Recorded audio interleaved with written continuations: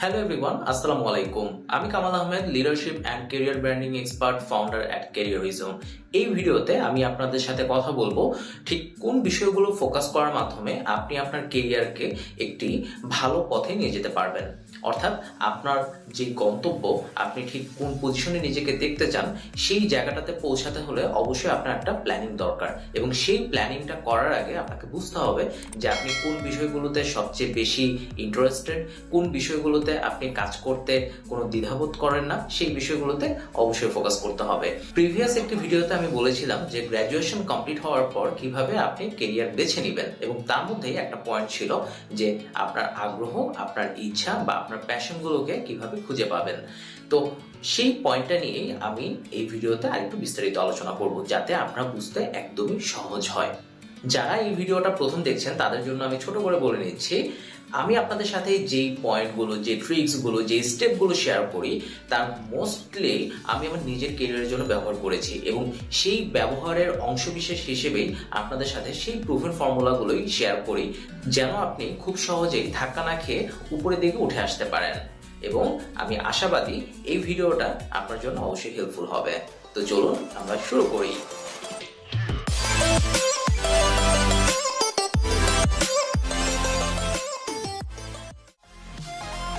ইন্ট্রোর পরে চলে আসলাম মাইন্ড ম্যাপে। আসলে আমি মাইন্ড ম্যাপটা কেন ব্যবহার করি? মাইন্ড ম্যাপটা এই জন্য ব্যবহার করি যার কারণে আপনি একটা সুন্দর ভিজুয়ালাইজেশন পান, এবং স্টেপ বাই স্টেপ আসলে কোনটা থেকে আমি কোনটা বোঝাচ্ছি সেটা যেন আপনার বুঝতে সহজ হয়। অনেকের কাছে মনে হতে পারে এটা একটা টিচিং কাইন্ড অফ হয়ে যায়, বা অনেকের কাছে মনে হতে পারে যে ইউটিউবে আমরা যে ভিডিওগুলো দেখি ওটার সাথে তো এটা মিলে না। আসলে ভাইয়া, আমি অন্যরকম ভাবেই কাজ করতে পছন্দ করি। প্র্যাকটিক্যালি আপনার জন্য যেটা লাভবান হবে আমি সেভাবে চিন্তা করি। কারণ যখন আপনি শুনছেন প্লাস দেখছেন, সেটা আপনাকে যেই ধরনের মনে রাখার একটা অ্যাবিলিটি দিবে, শুধুমাত্র দেখার মাধ্যমে আপনি সেই অ্যাবিলিটিটা কিন্তু কামাই করতে পারবেন না। এই জন্য আমি যখন আপনাকে এভাবে ছক আকারে দেখিয়ে দিচ্ছি, সেটা আপনার সাথে যে ভিজুয়ালাইজেশনটা দেয় এবং যে হিয়ারিংটা আপনাকে দেয়, সেটা আপনার জন্য অনেক বেশি অ্যাডভান্টেজ হয়। সেটা আমি নিজে নিজের জন্য প্রুভেন। এই জন্যই আমি আপনাকে এভাবে দেখাচ্ছি। সো চলুন কথা না বাড়িয়ে চলে যাই আমাদের মেইন ইন্টারেস্ট, স্কিল এবং ভ্যালুস বলতে আমরা আসলে কি বোঝাতে চাচ্ছি।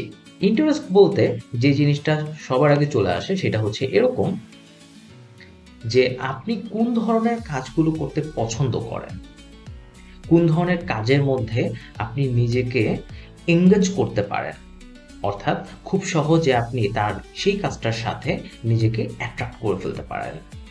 আরো যে জিনিসটা বলেছি সেটা হচ্ছে আপনি কোন ধরনের বই পড়তে পছন্দ করেন, কোন ধরনের খেলাধুলা দেখতে পছন্দ করেন, কোন ধরনের টিভি শো বা সিরিয়াল দেখেন আপনি। এরপর যেটা সেটা হচ্ছে বিভিন্ন ধরনের ভলান্টিয়ার ওয়ার্ক বা কমিউনিটি ওয়ার্ক গুলোতে আপনি আসলে যদি অ্যাটাচমেন্টে থাকেন, ওখানে আপনি কি ধরনের কাজগুলো সাধারণত ফোকাস করেন। ওখানে কি আপনি লিডিং পজিশনে থাকেন, নাকি আপনি ওখানে ডুয়ার পজিশনে থাকেন, নাকি আপনি ওখানে শুধুমাত্র একটা সিম্প্যাথি দেখায় কাজ করেন, আপনি ইমোশনাল হয়ে কাজ করেন, কোন জিনিসটা আপনাকে সেটা বেশি তাড়না দেয়, ওটা আপনাকে বুঝতে হবে, ওটা আপনাকে খুঁজে বের করতে হবে। অলরাইট, এটা হচ্ছে আমি আপনাকে ইন্টারেস্টটা নিয়ে কথা বললাম। যদি আমরা ইন্টারেস্টের পরে স্কিলসে চলে যাই, তাহলে সেখানে কি থাকতেছে? স্কিলসের মধ্যে থাকে হচ্ছে এটা মূলত হচ্ছে একটা টাস্ক বা অ্যাবিলিটিস, যেটা আপনাকে একটা ভালো কিছু খুব সহজে করতে সাহায্য করে। এবং স্কিলটা সাধারণত দুই টাইপের হয়ে থাকে, একটা হচ্ছে হার্ড স্কিল, আরেকটা হচ্ছে সফট স্কিল। হার্ড স্কিলটাকে আমরা টেকনিক্যাল স্কিলও বলতে পারি, কারণ সেটা হচ্ছে আপনার বিভিন্ন ধরনের কোডিং, তারপর হচ্ছে ডিজাইনিং, প্রোগ্রামিং, এই জিনিসগুলো হচ্ছে আপনার হার্ড স্কিলের মধ্যে চলে যায়। আর সফট স্কিল হচ্ছে সেটা কমিউনিকেশন স্কিল অথবা problem solving skill, self confidence, মানুষের সাথে খুব সহজে আপনি মিশতে পারেন।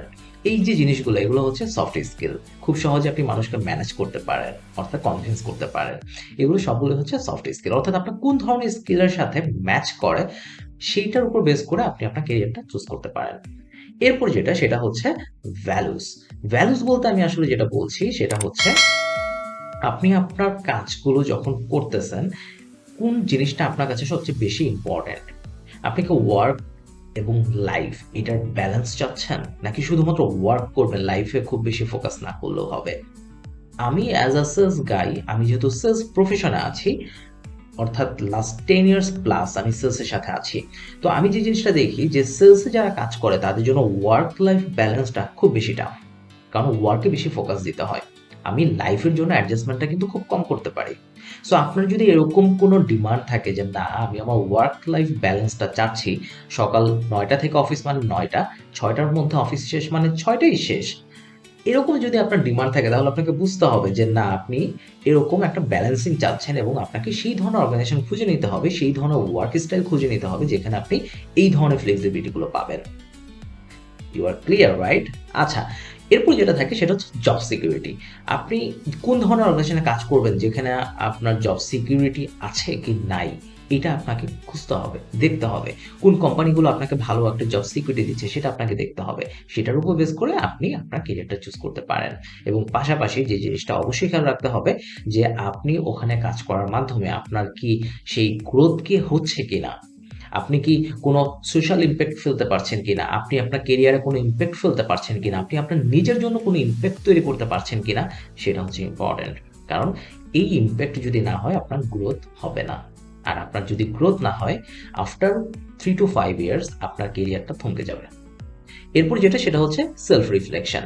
সেলফ রিফ্লেকশন বলতে আমি আসলে একদম সহজ করে যেটা বুঝাই সেটা হচ্ছে যে আপনার এই যে ডিমান্ড যে আমি এই ধরনের ইন্টারেস্টের মধ্যে থাকতে চাই, আমার এই ধরনের স্কিল আছে, আমি এই ধরনের ভ্যালু গেইন করতে চাই, এই সবগুলোর সাথে আপনাকে অ্যালাইন করতে হবে আপনি ওই ধরনের কেরিয়ারগুলো খুঁজে পাচ্ছেন কিনা। আপনার সামনে যেই কেরিয়ারগুলো আছে, যেই ধরনের জব অপরচুনিটিসগুলো আছে, যেই ধরনের প্রফেশনগুলো আছে, যেই ধরনের ওয়ার্ক রেসপন্সিবিলিটিগুলো আছে সেইটার সাথে আপনার এই যে নিজস্ব ডিমান্ড সেটা ম্যাচ করে কিনা এটা আপনাকে অ্যালাইন করতে হবে। সেটাকে আমি বলছি self reflection. Top professionals number 5 যেটা আমি সবসময় বলে থাকি, ভেরি ইম্পর্টেন্ট, যে যেই ইন্ডাস্ট্রিতে আপনি কাজ করতে চাচ্ছেন সেই ইন্ডাস্ট্রির কিছু পিপলের সাথে আপনি কমিউনিকেশন করেন। ওভার ফোন হোক, ফেস টু ফেস হোক, তার কাছ থেকে আধা ঘন্টা সময় চেয়ে হোক, যেভাবেই হোক না কেন আপনি তার সাথে কমিউনিকেশন করেন, নেটওয়ার্কিং করেন, তার প্র্যাকটিক্যাল ওয়ার্ক এক্সপিরিয়েন্স যেটা আছে সেখান থেকে আপনি কিছু জিস্ট নেন, সেটার উপর বেস করে আপনি একটা ডিসিশন নিতে পারেন। এই জন্যই আমি সবসময় বলি যে make more network, make more connection, make more PR বা পাবলিক রিলেশন যে স্কিলটা আছে সেটা আপনার মধ্যে যখন থাকবে, সেটা আপনি যদি নিজের মধ্যে আয়ত্ত করতে পারেন, আপনি যদি নিজে থেকে কারোর সাথে কথা বলার যে স্কিলটা সেটা যদি আয়ত্ত করতে পারেন, তাহলে আপনার অনেক বেশি নেটওয়ার্ক হবে, আপনার আরও বেশি চ্যানেল তৈরি হবে এবং সেটা আপনার কেরিয়ার চুজ করতে হেল্প করবে। লাস্ট বাট নট লিস্ট সেটা হচ্ছে বিভিন্ন কেরিয়ার অ্যাসেসমেন্ট টেস্ট আছে, সেগুলো আপনি দিতে পারেন। আমি কিছু অ্যাসেসমেন্ট টেস্টের কথা আপনাকে এখানে দেখিয়ে দিই। লাইক আপনি পার্সোনালিটি টেস্ট দিতে পারেন, অ্যাপটিটিউড টেস্ট আছে, স্কিলস অ্যাসেসমেন্ট আছে, ভ্যালু অ্যাসেসমেন্ট আছে, 360 ডিগ্রি অ্যাসেসমেন্ট আছে, এরকম বহু ধরনের অ্যাসেসমেন্ট টেস্ট আপনি চাইলে দিতে পারেন। এইটা নিয়ে আমি পরের ভিডিওতে আপনাদের সাথে আরও ডিটেলস আলোচনা করব যে আসলে কোন জিনিসটা কোন ধরনের আউটকাম আপনাকে দিবে এবং সেইটা আপনি কোথায় আসলে এই টেস্টটা দিতে পারবেন সেটাও আমি পরবর্তী ভিডিওতে দেখিয়ে দিব।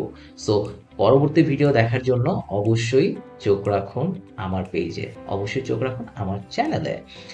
লাস্ট যেটা আমি বলবো সেটা হচ্ছে এই যে আপনার বিভিন্ন ধরনের ইন্টারেস্ট, স্কিল, ভ্যালুস, এই জিনিসগুলো নিয়ে যে আমি কথা বললাম, এটা যে সবসময় ফিক্স থাকে তা কিন্তু না, টাইম টু টাইম এটা চেঞ্জ হয়। সো আপনাকে হচ্ছে মাঝে মাঝে চেক করতে হবে, after 2 to 3 years, 3 to 5 years আপনাকে চেক করতে হবে যে আমি আসলে এই প্রফেশনের থেকে আমি নিজেকে আরও স্কিল আপ করতে পারছি কিনা, আমি আমার স্কেল আপ করতে পারছি কিনা। দুইটা জিনিস, একটা হচ্ছে স্কিল আপ যেটা আপনার নিজস্ব, একটা হচ্ছে স্কেল আপ অর্থাৎ আপনার স্যালারি বাড়ছে কিনা। এই সবগুলো বিষয়ের উপর ভিত্তি করে অনেক সময় আপনার ইন্টারেস্ট, আপনার স্কিল, আপনার ভ্যালুস এগুলো টাইম টু টাইম চেঞ্জ হতে পারে, বাট নট ফ্রিকোয়েন্ট। খুব বেশি চেঞ্জ করা যাবে না, মাঝে মাঝে আফটার 3 to 5 ইয়ার্স একটা চেঞ্জ যদি আপনি আনতে চান সেটা আনতে পারেন, বাট সেটা অবশ্যই অনেক সময় চ্যালেঞ্জিং হয়। আর সেই জন্যই আমি আপনাকে আগেই ফিক্স করতে বলছি যে আপনি আসলে কোন দিকে যেতে চান সেটা আগে ফিক্স করুন এবং তারপর আপনি কেরিয়ারটা শুরু করুন। কারণ একবার যখন একটা ইন্ডাস্ট্রিতে আপনার 3 বছর এক্সপিরিয়েন্স হয়ে যাবে, আপনি চাইলে অন্য ইন্ডাস্ট্রিতে সুইচ করতে পারবেন না। আপনি পারবেন, কিন্তু আপনাকে আবার শুরু থেকে শুরু করতে হবে, আবার ওই জিরো থেকে শুরু করতে হবে। এই জন্য আপনি আগেই ডিসাইড করে নেন যে আপনি আসলে কোন দিকে কেরিয়ার শুরু করতে চান। ভিডিওটা ভালো লাগলে অবশ্যই লাইক, কমেন্ট, শেয়ার করবেন, আমাকে আপনার ফিডব্যাক জানাবেন এবং পরবর্তী ভিডিও দেখার জন্য অবশ্যই সাথে থাকুন। আসসালামু আলাইকুম।